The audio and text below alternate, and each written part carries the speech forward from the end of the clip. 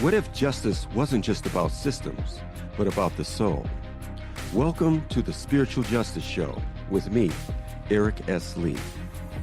You've heard me say it before. For too long, we thought restorative justice alone could save us. But repairing harm without changing systems doesn't end the cycle. Social justice fights for equity, but without spirit, the work becomes a grind. Transformative justice seeks culture change, but without compassion, it struggles to hold. Spiritual justice completes the circle. It heals the heart while changing the system. It restores dignity while shifting culture. It brings spirit back into justice. Each week, I'll bring together leaders, healers, and change makers to explore a new vision of justice: restorative, transformative, and deeply spiritual. And people like you, spiritual justice warriors who choose courage, compassion, and creativity in action.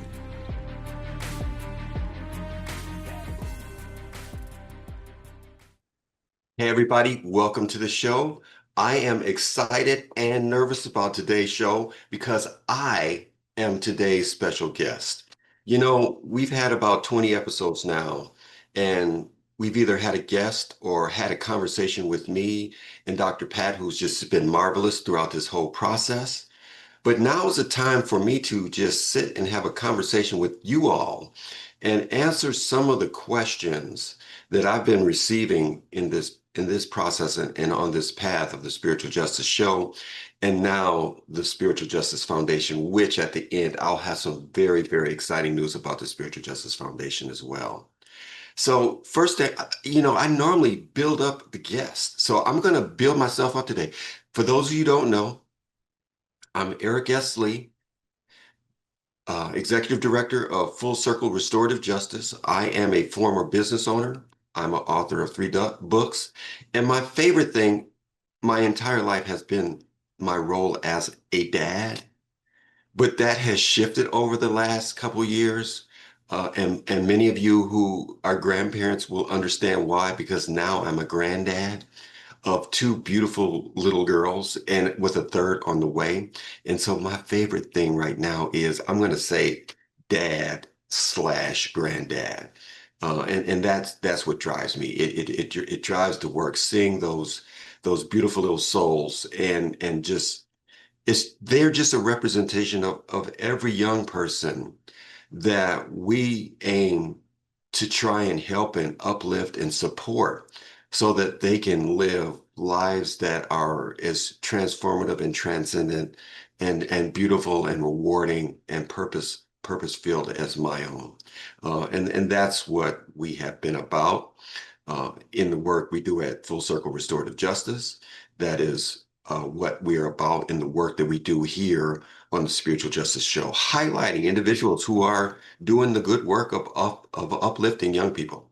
And so that today would be me. And so let me jump in to the first question that I get, and I get a lot. And that is, Eric, what do you mean when you say spiritual justice? Because it is a term that not too many people are familiar with. It's kind of a new phenomenon, and putting those 2 words together. But to me, it's just that we have acknowledged that those 2 words belong together, and they do naturally go together in how we want to live life. And so when I say spiritual justice, I have to think back to my own journey and the tightrope that I have to walk in this work that I do around restorative justice and the work that I've done in the past, coaching individuals to overcome obstacles and overcome oppressive systems and all of that. Because, that fine line is, and let me back up for a minute. I was talking to a young lady at the restorative justice conference that I attended a couple of weeks ago in New Orleans. And Andrea wrote a book that is, based on the right use of power and using power for good, using power for relationship. And what she started talking to me about and it's a concept that I had become familiar with about a year ago through my daughter, and that is just the layers of power and the different ways power shows up in our lives personally and societally. And so, there's personal power, which is, us coming into our own and being able to have influence and change and direct our own courses and impose our will to do the things that we want to do. And then there is role power that gets assigned to us when we have a certain job or position. And then there's status power that comes with, resources and money and those type of things. And then there's collective power, which is, a group of individuals, movements are formed with collective power. And then there's systemic power, which are the power structure that are in place that many of us are working to either overcome, show people how to overcome them, or dismantle them altogether because there's these systems of power, the systemic power can be oppressive um, and destructive to people's lives and do a lot of harm. And then there's the power that I became first familiar with, not first familiar with, but as I began to explore and become more versed on what I was up against and how I was developing and how I was growing, and that is universal power. And that is that spiritual nature that pervades all of it. I mean, universal power is that thing that originates us. It's the creative power that had created us in the first place. It's the power that creates the sun and the stars and the universe and all of those things. And once we get in touch with that universal power, then what can stop us? What can we not overcome when we become aligned with our spiritual nature, our universal power? And that is something that is available to all of us. And so when I became familiar with how to term those things and those layers of power, it became clearer to me something that I had always been working on and something that I had been, in conversations with and sometimes debates with people about. And that is, you know, and I talk to people about when I first got into the restorative justice movement and my daughter recruited me and I go back, years with discussions with my oldest, Erica, and she is a social justice warrior herself. And she her attitude was burn the system down, tear it down, tear it down, tear it down, tear it down. And as a coach, my approach was more, let's strengthen the individual so that we don't have to necessarily tear that system down, that we create individuals who are strong enough and foundationally rooted in their personal power where they can overcome whatever systemic power is in place. Um, but it doesn't have to be either or. And as I learned and grow and achieve success and wrote books and opened restaurants and had businesses and was reaching down to help other people, I really felt like once we become aligned with our spiritual nature and the origins of our creation and are in tune and align with that will, there is no system, there is no person that can stop us.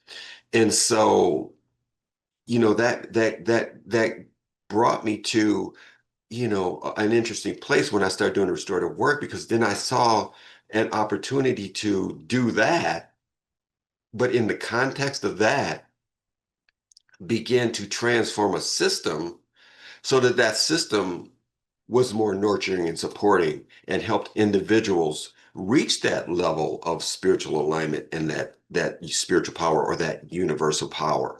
And that's kind of the space where spiritual justice lives. that space in helping individuals understand the power that is inherent within them while we at the same time are actively, intentionally, and consciously working to transform our system so that it does support that type of growth for every person, regardless of where they come from, what they look like, what race they are, what challenges they encounter, what trauma or toxicity is in their environment that could possibly be deterring them from reaching the highest level of what they want to achieve or can achieve. And so when we talk about spiritual justice, we talk about that as kind of the foundational principle that, first of all, within us, we are all blessed with the capability for our own great selves. And greatness is defined by us. It's not externally dictated by somebody else to judge us what greatness means. And we know our greatness when we are aligned with purpose and meaning, and we are doing things that make us come alive. And a lot of times that means we're in service and helping other people. And that brings me to the other piece about spiritual justice that came up a long time ago. And it's like many of us are spiritual seekers on a spiritual path. And on that path, we meditate and we go within and we go on silence retreats and we find teachers and like-minded individuals who are on the path itself. And sometimes that becomes its own cycle and its own hamster wheel where we can never get there because we're always seeking. And what I realized in the level of work for me and the self work for me was that the next step was actually being there for the next generation, being a mentor, reaching out and being of service. And that was the final piece that put the two pieces together and made everything charged to the point where I feel joy doing the work. I feel joy having conversations. I have joy for facilitating a process. I have joy just sitting at my computer sometimes, making sure that the organization can go by filling out a grant application or talking to a funder or talking to a community supporter so that they understand how important and how meaningful this work is and how it does uplift other people, specifically young people. So that last piece has really been the focus and the push for the spiritual justice show and the spiritual justice foundation. And I want to make sure that there's an understanding for that. And hey, there's times, and we'll open up other spaces to deepen that conversation. We'll open up spaces for you to interact with me, to have conversations about what you can do to deepen your practice, to deepen your alignment with your spirituality, and step into the fulfillment of what spiritual justice actually means. So that I'll wrap up that, and we'll go to the next question that I get. And I get this question a lot. And I get it a lot from people who know me. They see where I am, they see the work that I'm doing, but they also know a little bit of my history and where I come from. And the question, I'll read it. Eric, you've overcome addiction, bankruptcy, cancer, and many setbacks. Looking back, what have those experiences taught you about living a meaningful life?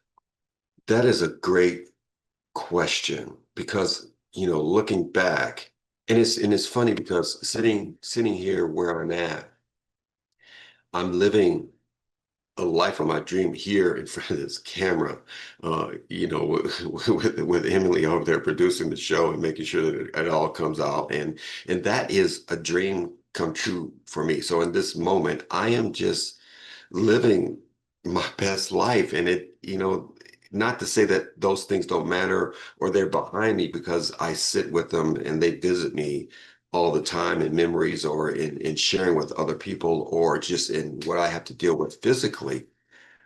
But this moment is the most important thing. And as much as we can become present, that is what it has taught me. First of all, and there's a lot of things, and I don't want to turn this into a promotion about any of my books, but I will talk about 29 Degrees, How to Live a Life of Inner Peace, Joy, and Purpose, regardless of circumstances. And it's available on Amazon. And, in that book, it was my first self-help book. And there's others coming. But those of you who are familiar with the 29 degrees principle, it's in my experience and looking back at all of those things, and I talk about this in 29 degrees, when I look back at my life, and it's like, let me phrase it like this. It's like, how many of you out there have experienced something and you phrased it as, oh my God, that was messed up, or that was terrible, or whatever way some tragedy hits you, and that's how you respond to it. And you go on in your life, you overcome that obstacle, and then 6 months later, you're doing something completely different. You got a new job, or you met a new person who you fell in love with, or you end up on a trip of a lifetime going around the world, or something happened. And that one thing happened, or the place you are in your life was facilitated because of that messed up thing that had happened 6 months ago. And then you go, oh, well, that was the best thing that could have happened in the moment. And I look back at my life, and this is what 29 degrees is based on. I look at back at my life, and 100% of the instances that at the time I thought were setbacks or disasters or pain or misery or miserable turned out to be the biggest blessing in my life 100% of the time. And so knowing that, why don't I, in this moment, when I encounter these things, try to close that gap so that I'm not looking back saying that was a big blessing, but going, okay, this seems messed up right now. But I know based on my history and experience that this is a blessing. I just don't know how right now. And that brings us to, the exercise and being able to look at a circumstance and sit in it and go, I don't know what this means. And when we can come to that level of neutrality, we really can find peace in this present moment more readily because we're not judging things as good or bad. We're saying, I don't know. And the other piece is those of you who are religious or spiritual know the concept of faith or trust, which is very, very important in that. And when you trust that the universe or your God is a loving one and has your best interest at hand, then you understand why those blessings occurred and why you deserve them. And that you also understand that this opportunity that sits in front of you that looks like a challenge is also a great opportunity for you to go deeper into your faith or into your trust. And that's one of the big lessons that I have learned going through all of those things. And the question asked about addiction and bankruptcy and cancer and any other setbacks.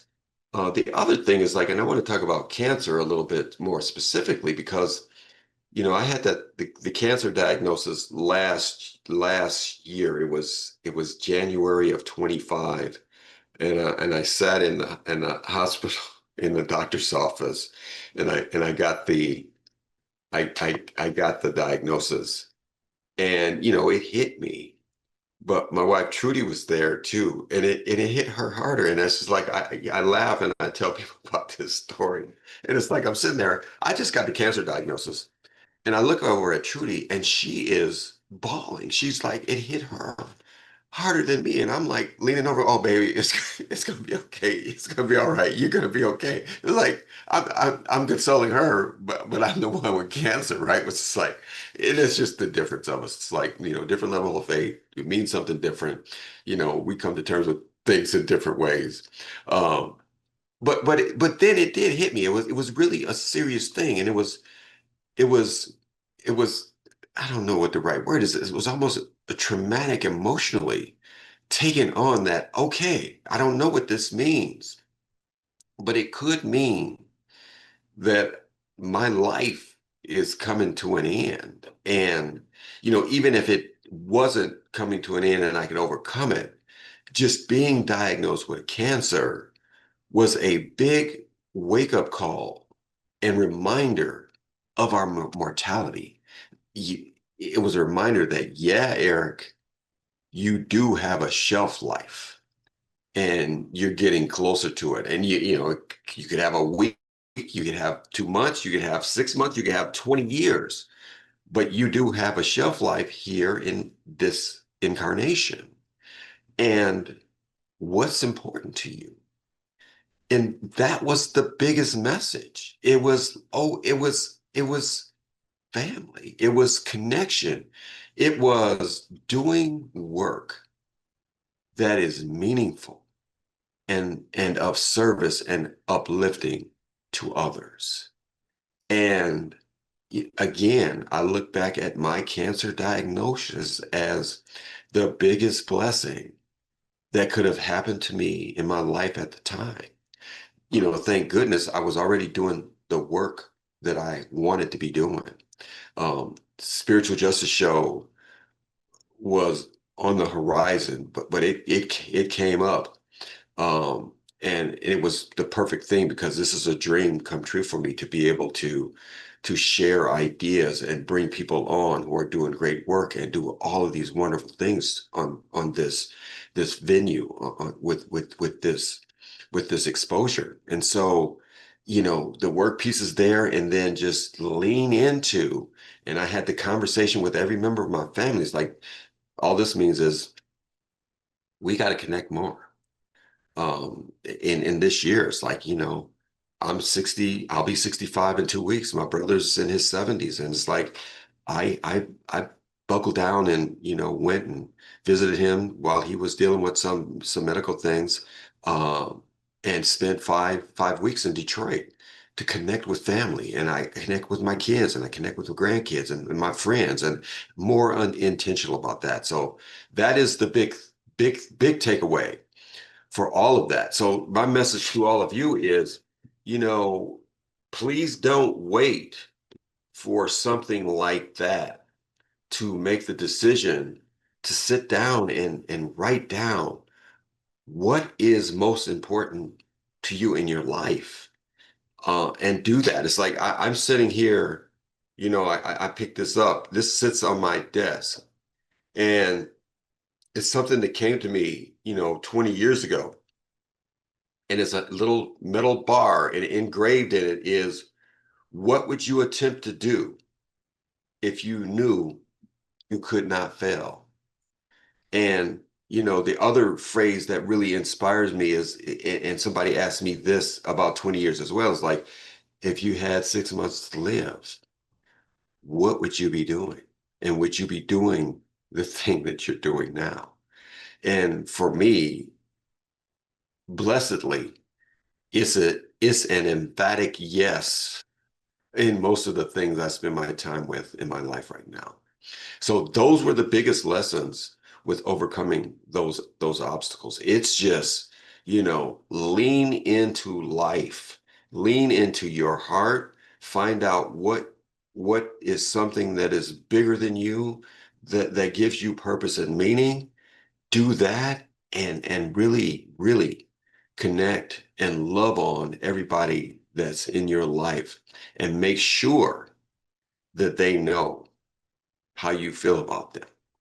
So we're coming up on a break.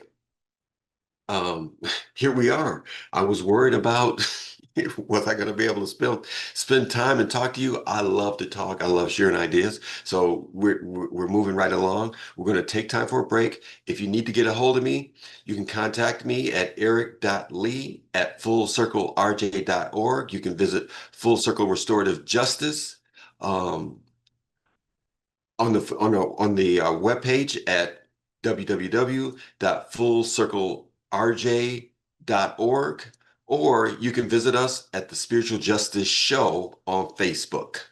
See you on the other side.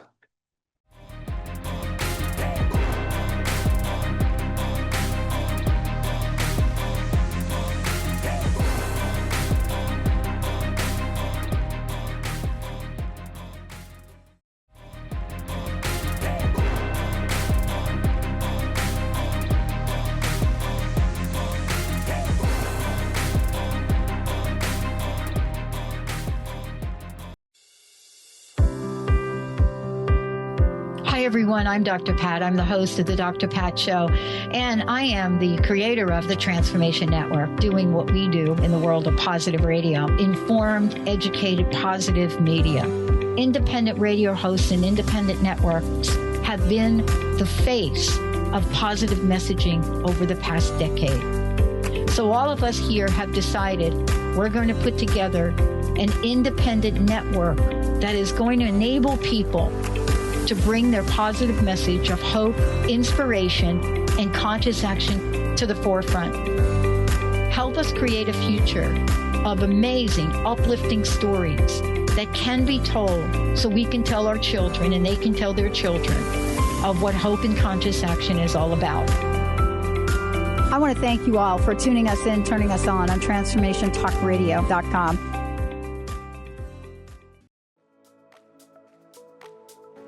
Tune in to the Flourish Frequency Show with me, Beth Larson, every third Thursday at 11 a.m. Pacific Time on Transformation Talk Radio. Get ready to activate and amplify the frequencies of success. Do you want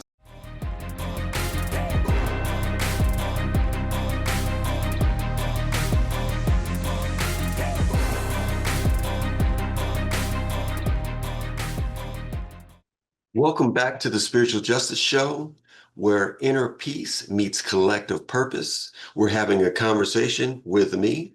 I am just sharing ideas today and connecting with you, answering some questions that have been asked of me along the way since we started the show. And it's fun. It's like I was worried about how if I was going to be able to talk, but I should have known better. I love talking. I do trainings and speeches and stuff, so I should have known this was going to be fine. He's just sitting here talking to all of you and sharing my ideas. However, we will have some wonderful guests coming up. Devaki Duyard just booked for September 1st. She is the executive director of Mwebwaza, and I may be saying that wrong, Mwebwaza Foundation, that does a lot of work with investing and uplifting folks in Africa. And I can't wait to have the conversation with her in a few weeks. So yeah, stay on board. We're going to have many, many wonderful guests. Again, I got some news about the Spiritual Justice Foundation before we leave today, but let's jump back in and answer some more questions. So the question, and this is going to be an interesting one for me. And see, I don't even know how I'm going to answer that. I looked at the questions. I didn't think about them too much because I wanted to be able to just kind of answer them as I was being interviewed by somebody else. So the question is, if you could change one thing about how we see one another as human beings, what would it be? Boy, that is a big one. And it's like, it's a hard question to answer because, the first part of it, if you could change one thing, means that I'm having to change people or someone to fit my idea of how they should be, which is what we try to lean away from. We try to lean into acceptance and realizing that we are different beings and we do have different perspectives, and changing somebody to fit our ideal isn't necessarily the best thing. but I'm going to give it a shot anyway. And I think it is, and it's like this is a really hard question because there's so much nuance to it. And yes, there are ideals for how we want society to function and how we treat one another. And those are more how I would have to answer this. And because this strikes me as how we see one another, really strikes me as individual and how one individual sees another individual. But I think it's more how, we collectively go through processes and how we collectively um, treat people and create spaces where, like we talk about the work we do at Full Circle Restorative Justice, and we want to create an environment where every young person, every student feels like they matter and they belong. We just went through a process of creating an assessment for schools. And, there's 10 aspects of a restorative of organization or restorative school that we ask school leadership to answer in our assessment. And the last one is a reflection, not to answer and submit, but just to take and reflect on as a principal or a vice principal or a superintendent of school. And that last question is, does every student in my classroom or does every student in my school know that they matter? And so, what we're trying to do is create the environment that creates that feeling within individuals. And so if I could change one thing about how we see one another as human beings, that would be it. And it's not just that we see them that way, and see them as someone who matters and someone who has value, regardless of how they look or what their orientation is sexually, or where they came from, or what they smell like, or if they have any physical challenges, or what language they speak. It's like everybody has value and everybody matters. And we really should create environments and systems that reinforce that concept. And I guess I'm really gonna change that and go to, if I could change one thing about how we see one another as human beings, it wouldn't necessarily be how we see one another as human beings.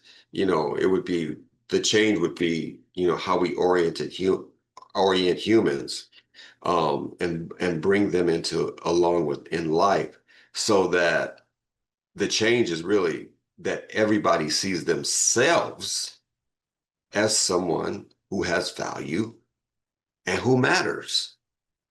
Because I believe that once everybody takes that on, then how they see everybody else changes, and gets accepted in a different way at a different level. And there's a different level of acceptance, a different level of collaboration, a different level of community, and being and contribution, a different level of how people structure and design their lives, and how they prioritize their connections with other humans, how they prioritize the work that they do or the projects that they take on and the projects that they work on, that everything that they do then takes on an added level of sacredness, because it's coming from a place of heart-centeredness and value, and an understanding that these inspirations that guide their life and guide them in their community as the community supports them are of the divine. And I mean, it's basically back to, what spiritual justice is about, right? And just making sure that we are all plugged in to our own divinity and that we are free to express that in ways that are uniquely ours. And it is encouraged, it is appreciated, um, and it is encouraged.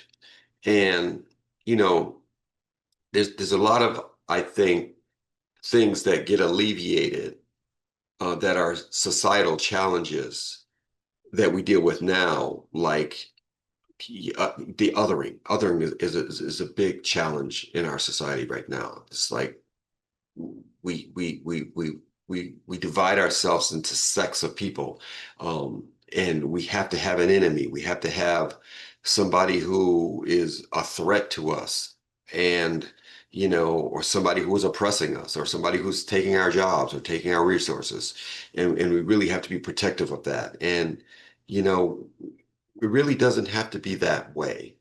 And I really believe that once we see ourselves differently and we create systems where we can see ourselves differently and see all of our natural beauty, then a lot of those things end up getting alleviated. So great question. And that was a tough one because, it took me to a lot of places and I know I did not necessarily answer the question as asked, but that's just how my mind works sometimes. And that brings us to the last question that someone that we're going to actually deal with today, what we put on the agenda for today. And it's Eric, what legacy do you hope to leave? So, I think everything that we've been talking about today is pointing to the legacy that I would like to leave. I mean, there's legacy on different levels, and I talked, about all the things that I've accomplished: restaurant owner and executive director and author and speaker and all of these things that are fun and great and rewarding and help me help other people. But my favorite thing is, again, for years and years was being called dad and the role that is and being dad and doing the things that dad does. And now it's grandpa, grandpa, this little Emmy, having me dance and jump with her, and play Play-Doh, right? Or just, holding little Luna.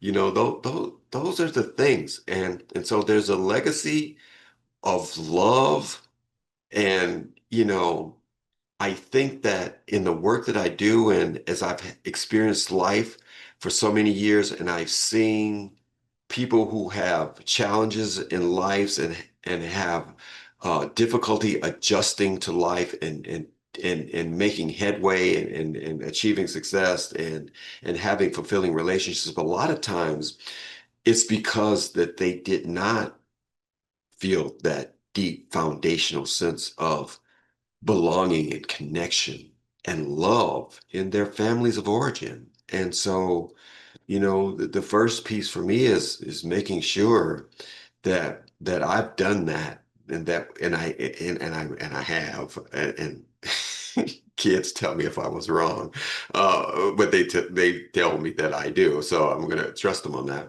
Um, but to make sure that those closest to me feel the legacy of my love for them and how much, and I talked about this generally, or not generally, but just in society and work we do in schools and how I would like all humans to treat each other, but my family to know how much I value them.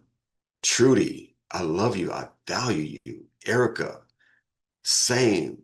Forrest, Justin, Brock, Gerald, Vic, Brittany, Brianne, Nicole, all of my nieces and nephews, I love all of you, and I just make sure in that legacy that that is there. But then the other thing is, the work that I do, and right now it's full circle restorative justice, and boy, the heart and passion that that brings out of me in being a part of an organization that is tasked with making a difference in so many young people's lives in so many different ways.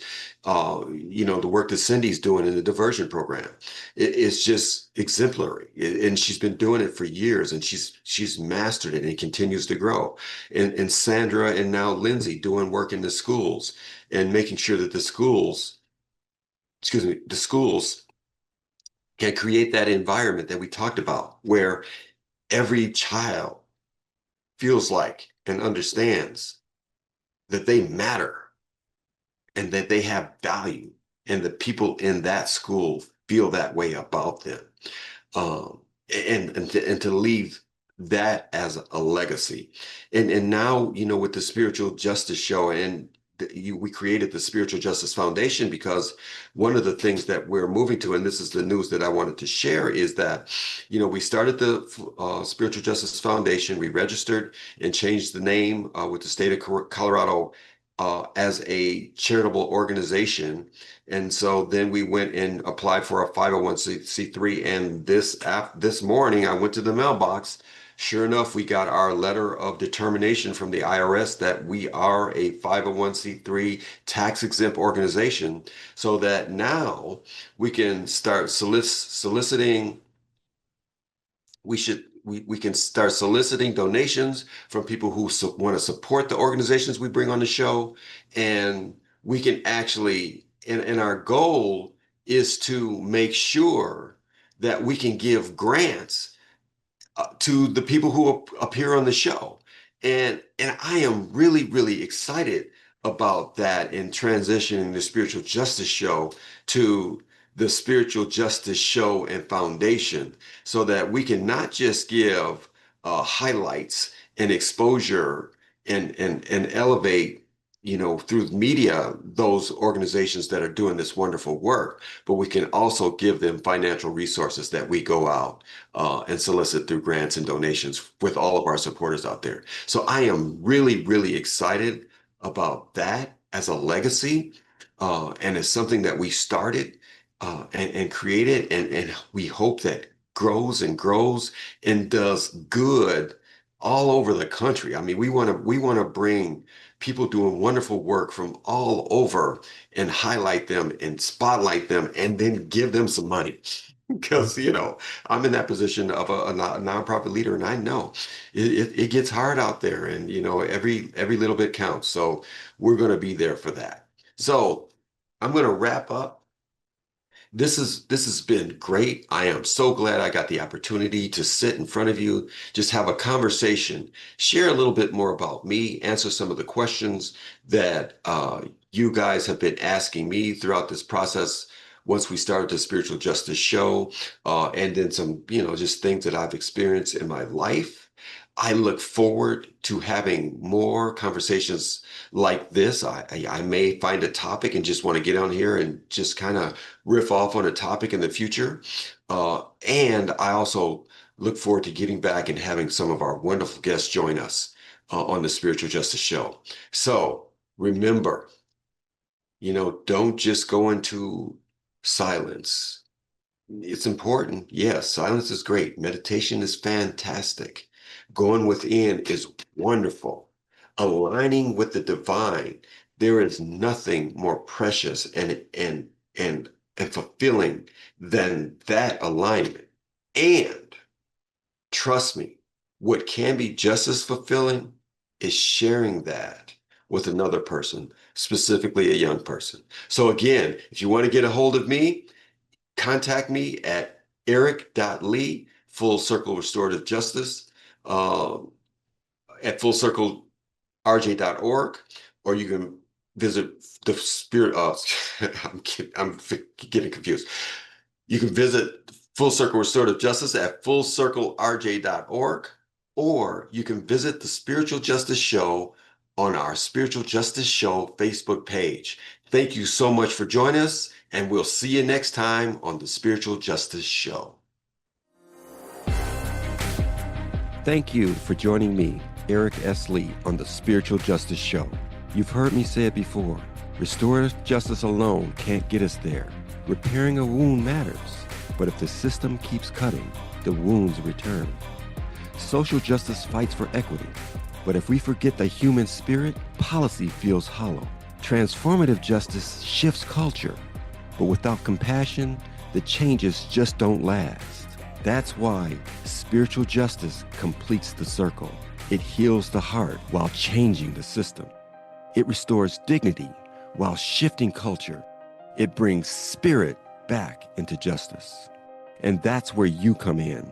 Tune in each first and third Tuesday at 10 a.m. Pacific Time on the Transformation Network as we rise up, spiritual justice warriors. This means you choosing courage, compassion, and creativity in a call to action. Until next time, walk with courage, lead with compassion, live with spirit, because justice becomes here in the soul, and it continues with warriors like us. Join our community at spiritualjustice.net.